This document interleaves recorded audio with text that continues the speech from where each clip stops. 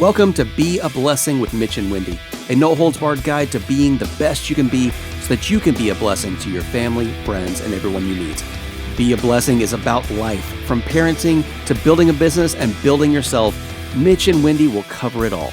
So buckle up and prepare to get uncomfortable, because growth only comes from the other side of a challenge. Good morning. Welcome to episode 15 of Be a Blessing with Mitch and Wendy. Today is a very special day for me personally because I get to have one of my favorite people on this earth as a guest. Oh, not me? I'm not As a guest today, we got Mr. Toby Brazzel, who has served as a business partner with me for the 3 years I owned an Allstate, as a mentor to me as well, and someone who I really respect. So he is... When I think of Toby and the topic we're going to talk about today, if I could hand him a microphone and just say, get up on stage and just talk about this topic for about at least 45 minutes, he'd be able to do it because he's very much an expert in this area, had a lot of experience. And so today we're going to talk about leadership. With that being said, Toby, tell us a little bit about yourself. Well, first of all, good to see you. Glad to be here. Hey, good to see you, Toby. Hey, Mitch, I didn't know you was here. And, so I've been with Allstate for 25 years. I own their investment advisory firm, as you know. I'm a John Maxwell certified teacher speaker with them in their leadership training program. I've been doing that, been involved in the John Maxwell program probably 15 years. And then in February of 17, I went to Florida, spent a week down there, became certified. And then I joined their mentorship program, and I'm one of their mentors. That's how that works. So you get to spend a lot of money and do a little talking and listening and reading and stuff like that. So, but it's something that intrigues me, and it's not to sit there and say, oh, I'm somebody smart. No, it's more about me learning than it is trying to give stuff. I want to learn because it's amazing what you learn from people when you start asking questions. Yeah. Right. Two things I left out in my intro. Toby with his wife, Kelly, together have eight children. A litter of children. That's why you go to the John Maxwell stuff. And another big negotiating thing about with terrorists. Yeah. And another big thing about Toby, he was recently 2018 or 19? 18 inducted into the Allstate's Hall of Fame, just for the immense success that you've brought to their company. Yeah. So congratulations on that. And did you mention the other business? No, other business? Well, we, my wife Kelly, we own Robbie G's restaurant in town, and so I help her on that. Yeah. But she's the guru in that world, and then, so I go in and try to kiss babies and steal candy. Yeah, Kelly does a great job. Matter of fact, we went just the other day and had lunch, and dude, that chicken sandwich was phenomenal. The new menu has really been a success. Everybody's loving it. The syrup burger was nothing like syrup burger. You heard it right. It sounds weird. You got to go try it. Wendy had it. It's off the chain. Yeah. Yes, it is. It even made Wendy sweet. Good luck with that. Hey, real deep question here. Okay. Your name's Toby Brazzel. Yep. My name's Mitch Atteles. So we both have pretty unique last names, right? Right. One of the things that I've learned over the years is 99% of people cannot pronounce my name if they look at it for the first time. I mean, it's Atteles, Adelaide, you name it. It's everything but Atteles. Did you have that same experience with your name? A little bit. A lot of people want to move me to South America and call me Brazil. Yeah. I got a confession. Like the first year you and Wendy worked together, I'm like, how's old Toby Brazzel doing? She's like, that's not his name. It's Brazzel. Like razzle dazzle Brazzel. That's how I had to remember your name. Well, and when people are having a hard time pronouncing my last name, and like if I'm calling someone up north, they can kind of get it pretty easily. Yeah. But down here, because you have the Thibodeaux, you have everybody's got a unique pronunciation, and so it's just, especially if you go from Mamu to Eunice or to Bazil, the same name is pronounced three different ways. And like Lejeune. Some people say Lejeune, some people say Lejeune. It depends on what town you're in. You better know where you're going. Yeah, it could be a 1 mile radius difference. Yes, type deal. So Yeah, so I tell people all the time, just think razzle dazzle browsel. Oh, okay, I got that. Yeah, once you say that, yeah, I everybody had it. gets it there. Yeah, but if they call me Brazil, I like, yeah, that's my rich cousins. You know, I can't afford that much that fame. You know, so That's funny. Before Wendy starts in her questions, one question I had that I thought about listening to you. You said 15 years ago is when you kind of got involved with the Maxwell Institute. What led you to that? I mean, you at that point were a business owner. Were you were involved with Allstate? Yes. So kind of what led you to that point of saying, hey, I need to get involved with this leadership thing? Well, it's a good question. One of the things that, you know, as a business owner, because, you know, in the financial services arena, you're in sales, you're also in counseling and advising, but you know, people, the object of the game is to have people do business with you, you know, and that creates revenue opportunities for you and your family. And so I'm a competitive individual. I mean, I see two doodle bugs going down the road, I'm going to be rooting for one of them. Yeah. So, and so I began to, through our church, they brought in a John Maxwell simulcast. And so I attended it, helped work it as a member of the church. And it just really struck me because he brought in a lot of really cool people. And the things that the cool people were all telling us was there were some consistencies in the remarks, like be there. You know, success does not happen as a result of you just being born. You have to be present for success to occur. You know, one of the things is like when I'm interviewing somebody or like Ricky and Sam, you know, my sons, I talk to them and I say, okay, on time is late. You know, early. 15 minutes early is on time. Yeah. On time is late. When Ricky came to work for me, he was in college, and so he went with me to the Hall of Fame ceremony in Vegas. And so he came back and says, Dad, I think I want to do what you do for a while. I said, okay, come on.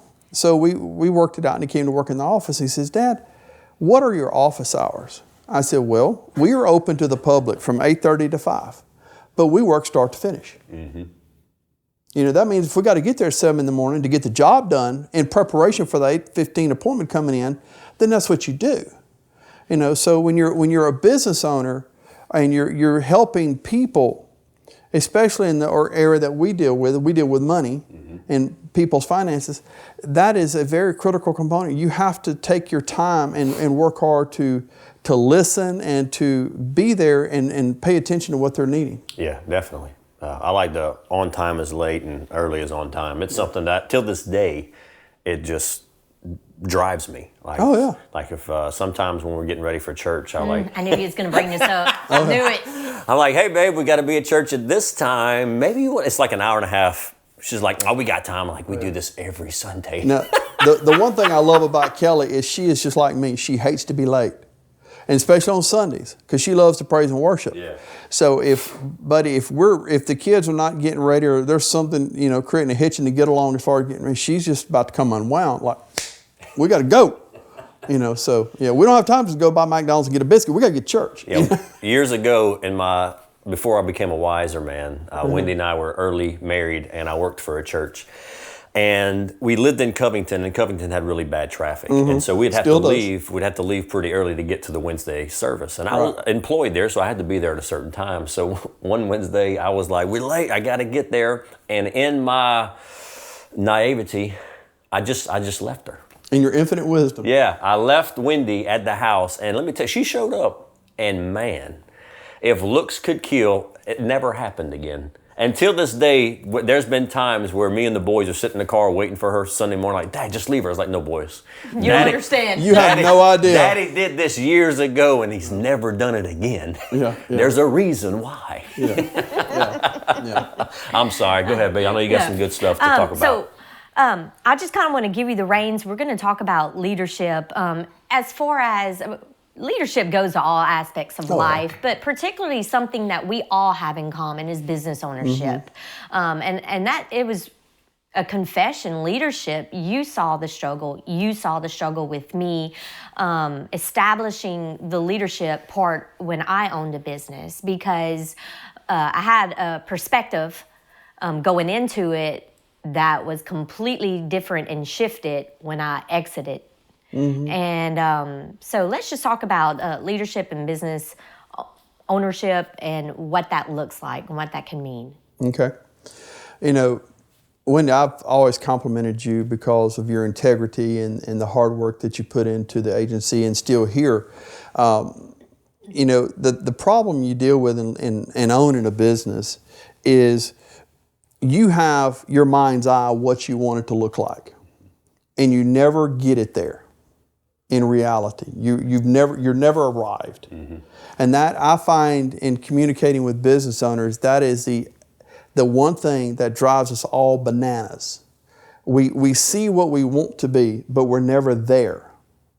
And so we're going to all go to our grave frustrated to some point. Yeah. And it's because either an employee is giving you heartburn, or there's something going on in their life that's creating angst and trouble in the world, in their world, and you're having to deal with it. They're bringing that to the office, or you know, this goes on, and it's all these things that are outside of your span of control. Business owners are a little bit control freaks. No. Okay. Yeah, we're not a little bit. We're major control freaks. We want this to happen this way. We envision it. We want everybody to line up and to play by our set of rules. Blah blah blah. You know, and everybody just march to the beat of our drum. Well, in today's world that we're living in, especially with the societal evolution that we're dealing with in so many aspects, that drum is becoming more and more silent, and you're having to rethink. And those of us that have been in business a long time, 25 plus years, what it started looking like, what it looked like when we started was one way. What it looks like today is not even remotely close. And so if you're going to stay in business and you're going to attempt to be successful, and that's a generic term, what is success? Is it financial? Is it emotional? Is it mental or whatever? But the reality is if you're going to stay in business, period, you have to be flexible. And you don't have to be just flexible in dealing with your employees. You have to be flexible in the way you do things. Now, we all know there are fences. Like you are in the insurance business and there's things you can and cannot do. Or you would be breaking the rules of your contract or breaking the rules of the state laws, of insurance laws and stuff like that. Same thing with us. In the financial services world, there are things that you can't say. You know, you were teasing me about, we're going to tell him that he guarantees all this money. You can't do that, you know. You can't guarantee me 14% returns? No. Dang it. No. I wish I could. Because then I would have private security running the traffic into my office, you know, of all the business I'd be writing. But no, you can't guarantee. I can't guarantee anything like that. So the reality is, there's so many. You have to figure out one. You need to identify and clearly identify where the fences are. Okay, you can't go past that. Okay, first and foremost, and then as a business owner, if there are fences I establish. Okay? So if the fence, for example, going off the cliff, if you go past that fence and you're going to go off a cliff and you're going to die, wouldn't I want to slide that fence back a little bit? That way if somebody got over that fence, I would have an opportunity to reach them before they died. Okay? So as a business owner, the company may set a fence here, but I'm probably going to set that fence a little further back to give me some latitude. Okay? So my fence is not breaking a rule, but I'm preventing us from even getting close to it. That way I have the opportunity to reach and stop that problem before it becomes catastrophic. Yeah. Got you. It's keeping a standard. It is. And so those are critical things, and everybody has their fences wherever they need them to be. And sometimes you have to pull up the post and move the fence. Yeah. Sometimes you got to move it a little further back. Sometimes you can move it a little closer to the edge. But generally, you have to reevaluate things as time goes by. And the societal evolution we're in now with some of the things, sometimes the fence needs to be a little further to the middle because people don't, when they take off running, they just go pell-mell and they don't know where they're going. Yeah. And let me ask you this, speaking of that analogy with the fences, I know my personality, and I tend to be a little bit rebellious. I don't know, and maybe there's a lot of folks like me, maybe there's not. You dealing with leadership and business owners maybe that you've counseled or mentored, what do you find is more common? Or people more like me where maybe they want to push the envelope more, maybe put that fence closer to the edge? Or are people more geared towards, let me be a little bit more cautious? Where do you find? That's a really great question. And I'm going to give you the analogy of dealing with business owners in their investment practice. Okay? Business owners, we are the ultimate risk takers when it comes to running our businesses. We have an extremely high risk tolerance, and we are, throttle to the firewall, pushing the envelope. But we're not pushing the envelope in legality, and we're not pushing the envelope in ethics. We're just pushing the envelope in trying to be better. Yeah. Okay? But when you get them outside of that realm, and you get them away from what they know as a business owner, they're the most risk-adverse people you'll meet. Yes. They are just like, I know nothing about that. No way, Jose, And it becomes a little humorous. And you're like, wait a minute, calm down. Let me explain this to you. That's why you're there. Yeah, that's my job. And let me explain how this works. Yeah, I know, but I'm still not too sure about that because they don't have the control. I was about to say that. It's a loss of control. It is. And so that is a challenge, a big challenge with people when they lose that control, especially when you're a business owner and in leadership, because then you're having to trust someone else to make a decision for you, and it creates an unsettling emotion. Yeah.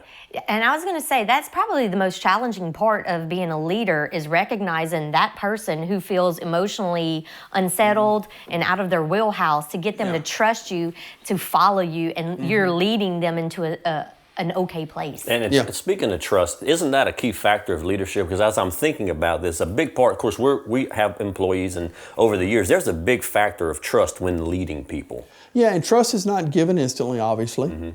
And so how do you gain someone's trust? One, let's say let's say Bill, for example, Bill called me up and Bill said, hey, Mitch said to give you a call. Well, then you have some instant credibility. Yeah. You have a little corn in the crib, as I like to say. Okay? So that helps. The most important to me, how do you gain trust in anything you do? Show up. Yeah. Be consistent. Tell the truth. No matter how hard it is. No matter how hard it is. Or how ugly it is. Yeah. You sure, even in like wife-husband relationship? No, don't ever do that. Do not ever do Frank, that. you heard that? Do not tell the ugly truth. Lie. Does this look lie, good, lie. Frank? Does this make me look a little? You look beautiful, baby. Every time. You always look beautiful, girl. But, no, but, and you was talking about no matter how ugly it is, but I know people that can tell you to go to hell and they'll have you looking forward to the trip. I know people that will tell you good morning and you want to go back to bed. Okay?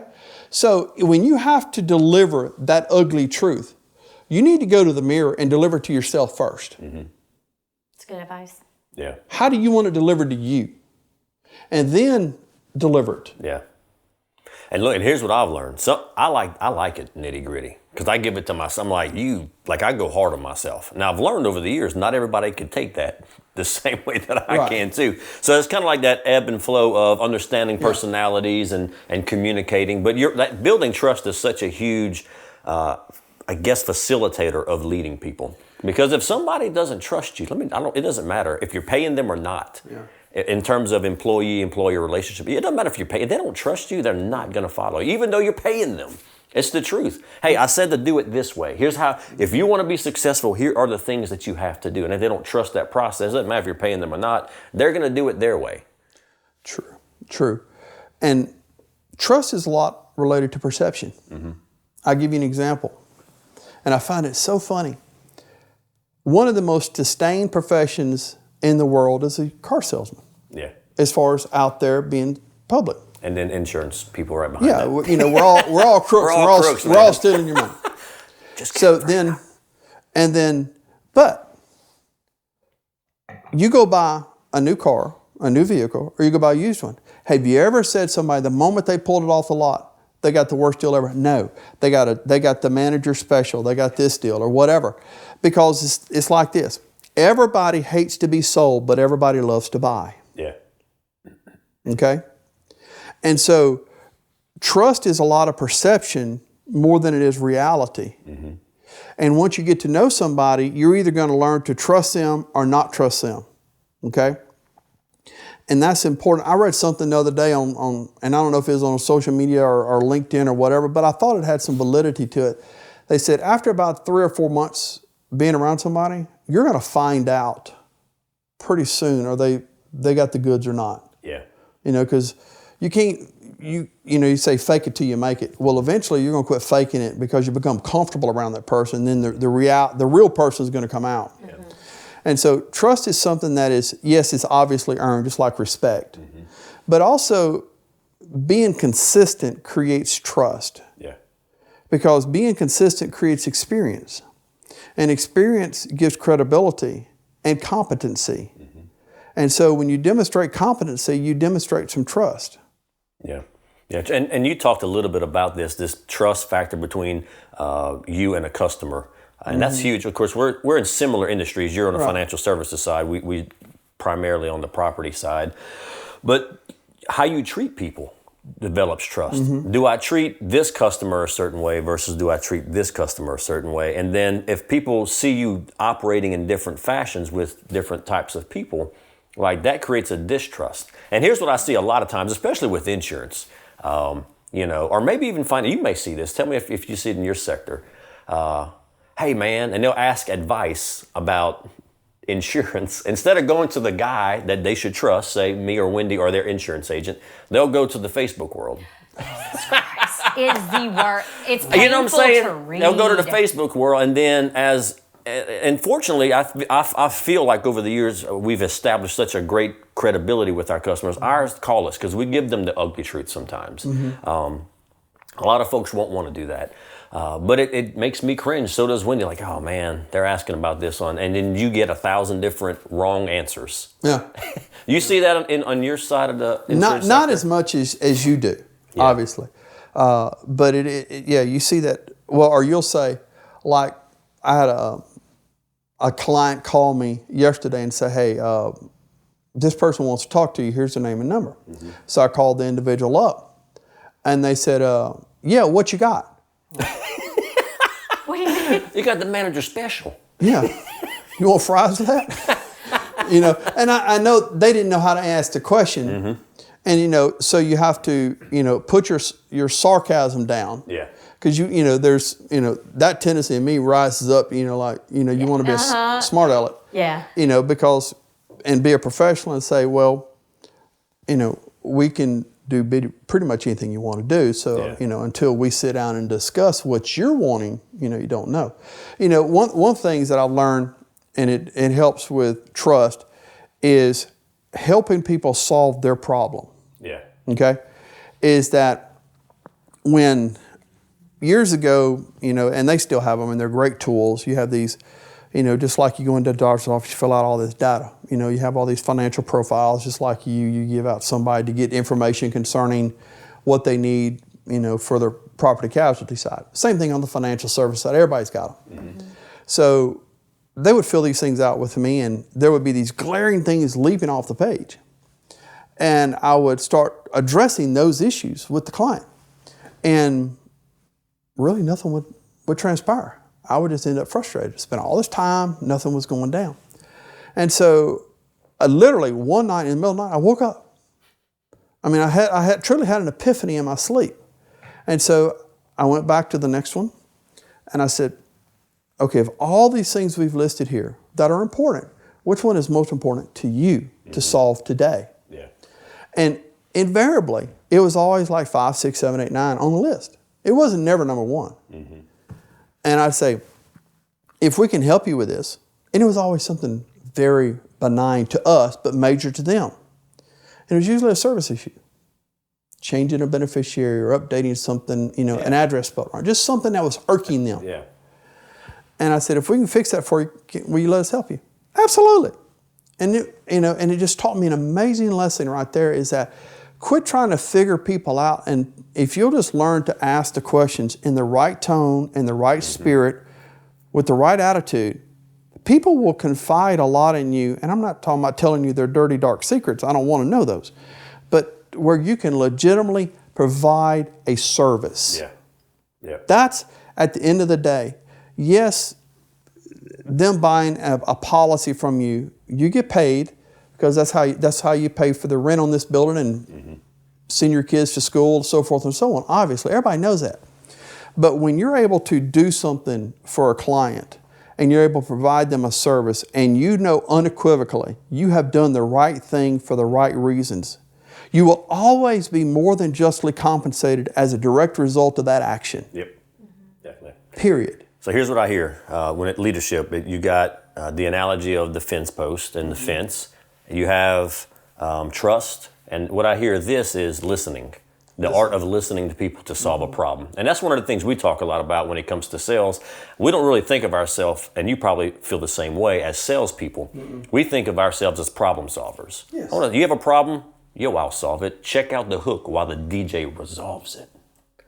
Revolves it. Oh, dang it, Frank, it just hit me. But anyway, that's how we think of ourselves. Good job, man, I'm impressed. Hey, high five me, come on. All right. Okay, keep on, because I got something I want to say. But the art of listening is such a powerful tool when it comes to leadership. So know your boundaries, understand you got to build trust, and learn to be a listener to solve problems. What you got, baby? So I'm gonna flip the script here, because some of our viewers may be business owners, and we've talked a lot about how, as business owners and leaders, to interact with the community, interact with customers. But pretend I am an employee, you are my boss, and I advise me on how to be the best version of me from your perspective if I want to go ask you for a raise. What are you expecting as a business owner? Because this can get heavy, because I was guilty of it as an employee, thinking that I work for these people, they're loaded with money, they've got an endless supply of resources to give me and my family. I was very arrogant. I was very ignorant because I didn't know. There's a lot of confession going on right here. Well, yeah, we want to be real in this podcast. I didn't understand all the dynamics going on in the background and how stuff was being handled, and just going in just with guns blazing, just thinking that they owe me all this stuff because I show up for work. Help me. Well, you got the first part right. She showed up, which you talked about is important, but it must go beyond that. It does. I was talking with a very large employer. They employ about 4,000 people one day. I help them with their retirement plan. I do their 401k. And we were talking about that because, I don't remember how the conversation led into this, but it's talking about pay and how they really would love to be able to afford to give their employees a pay raise. Mm-hmm. And he says, we work on a very tight margin. And he says, we have done the math. If we gave every one of our employees a $1 an hour pay raise, $1. Now, that's not a lot of money in your world as an employee, $1. You're making 12, you go to 13, no big deal. But he says, we would go bankrupt. Mm-hmm. We do not have it in the margin to do that. Now, you as an employee don't comprehend that. No, not at all. So as an employer, I want my employees to make money. Mm-hmm. I do. I do not want my employees not being able to pay their bills. I want them to make money. Okay? But how does an employee quantify earning more than what they earned last time? Yeah. Okay? 1, consistency. 2, a good attitude. Yeah. Okay? Helping solve problems. Okay? Another one is coming in, and there's a whole lot of supposition. This way can go 9 ways from Sunday. But I'm just talking about for me.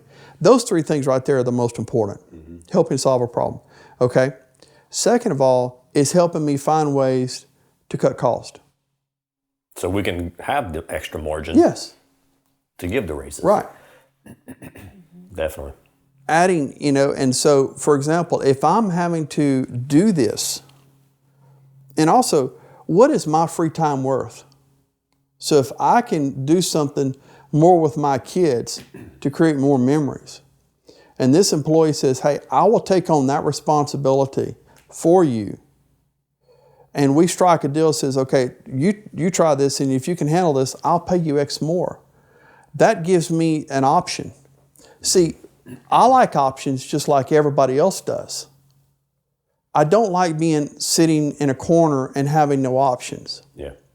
So if I have an employee that says, hey, I'll take on this additional responsibility to allow you to spend more time with your kids, or, hey, I really want to do something with my kids, let's say go to baseball, or something like that, where we can work out something. Communication is critical. I guess bottom line is you need to be communicative. Yeah. As an employer, I need to constantly be communicating, and as an employee, you need to be communicating back to me. Yeah. Because if I don't know what your needs are, and I'm not talking about your personal needs, but if you have a need in this office to do your job better, I need to know about it. Okay? Then you're just sitting there twiddling your thumbs and saying, because that solution may only be a $200 acquisition cost that may save me thousands of dollars over the next 5 years. Yeah, definitely. So you said show up with step one, be a problem solver. And have a good attitude. The good attitude part's huge, man. That right there sets you apart from a lot of folks. Creating a culture. And here's what I think, and this is kind of going in line with what you're saying. In my mind, like you're right, a lot of companies, people don't understand, depending on the size, no matter how big or small they are, they're all working on a margin to some degree. And they may not understand that, like you said, $1 an hour would just bankrupt us, put us out of business. You know what the best way, in my opinion, to get a raise is?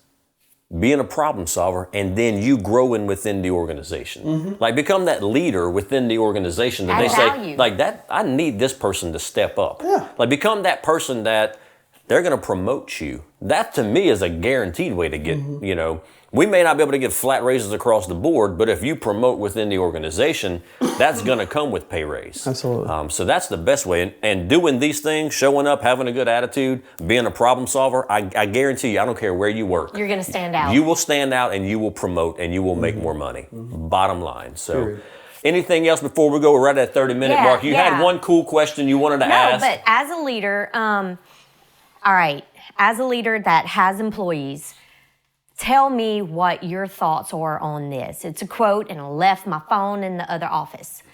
Jeff Bezos, thank you to our Amazon employees and Amazon customers for you have paid for this. Referring to his multi-billion-dollar space flight for 11 minutes.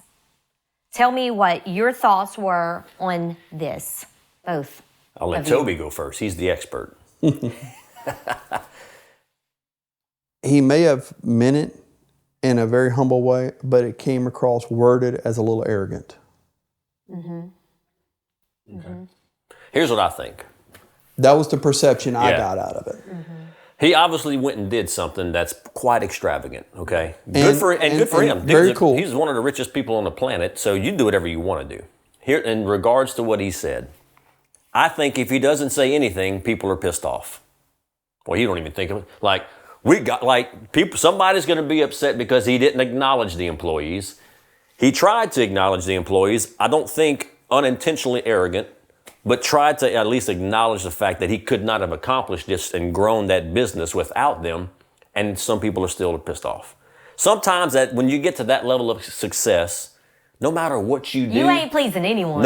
Somebody's not going to be Everybody's happy. against you because everybody wants to be the man and he's the man. They hate you because they ain't you. So that's right. Whether it's right, wrong, or indifferent, I don't care what he does with his money. If he wants to fly to space, man. I think, honestly, me personally, the fact that he acknowledged the employees, I like that he made that attempt. Did he do it perfectly? I didn't even really think about it till you asked me, but I think it's good that he acknowledged them. I'm sitting in a chair Monday morning quarterbacking this remark. Yeah. So he said it off the cuff. I agree with you. It just didn't come off as well as it could have. I'm sure if he had the opportunity to say it again, he'd have probably said it a little better. Said it a little differently. Yeah. What do you think? It's heavy. I like dishing the questions. I don't want to answer them. There has been some question about the workplace environment with Amazon. That's been thrown into question. Now, do I know if that's a fact? No. This is all secondhand information. You're always going to have a disgruntled employee who is disgruntled no matter how good they have it. And then you'll have one that are truly treated poorly and never say a word because they're just thankful to have a job. It's all perception. It's all perception. So it's As big as Amazon is, if that was, and I'm not saying there's not instances where there's poor workplace environments, because a company that size, you're going to have it. You're going to have it because you're meshing. It's a melting pot of all different humans and personalities. Yes, and because he's worldwide, so the answer is yes, there's problems, but that's a company. No company is without issues. No company's perfect. So, but because they're the 800-pound gorilla, everybody's going to dish on them because, like I said, you want to hate you because you're not you. Even the politicians, because they want his money. Hey, we are out of time. No, we're not. It's 35 minutes, baby. If you're still watching or listening, thank you. This is the longest because you're so brilliant that we've gone to date. So we have some more questions? I have one more. One more. Toby, I ask every guest this. If there was one thing that you could do in this lifetime and you were guaranteed success, doesn't matter what it is, what would it be? 2 things. Bonus. Show up early. And the second thing is this. Always walk up to the prettiest girl and ask her to dance. Yeah. And she's always going to say yes, huh? I do it every time, and she always says, yeah. Girl, how you doing? Want to check out this hook while the DJ resolves it? Thank you, Frank. Revolves All right. Again, thanks, Toby, for stopping by and being our guest. Toby Razzle Dazzle Brazzel, Hall of Fame, Allstate Financial Services, co-owner, baby kisser at Robbie G's, and also Max, leadership connoisseur. Hey, thanks for coming along. Hey, we appreciate your friendship. We appreciate your time that you've spent with us. Hey, if you enjoyed the podcast, please take a moment and hit the subscribe button and share it. Frank, always thank you for all that you do behind the scenes. We appreciate you. Everybody be a blessing and go see Toby if you need some help with leadership or financial services. He's awesome.